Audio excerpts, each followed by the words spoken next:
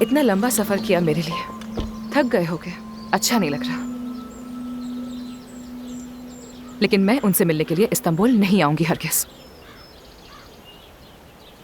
हाँ, पर तुमसे मिलकर अच्छा लगा आमिर। मुझे भी।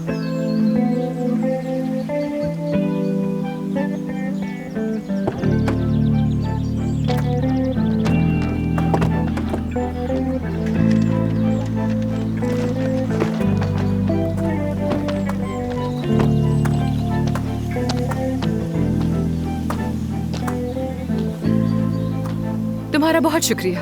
कोई बात नहीं। वैसे मैं कुछ वक्त तक यही हूं, अगर आप फैसला बदल लें। और ऐसा क्यों होगा? मुझे लगता है कि दिल से to आप भी उनसे मिलना चाहती हैं, लेकिन तस्लीम नहीं करना चाहती, भाग रही हैं। भाग रही हूं? भागना मेरी फितरत में शामिल है।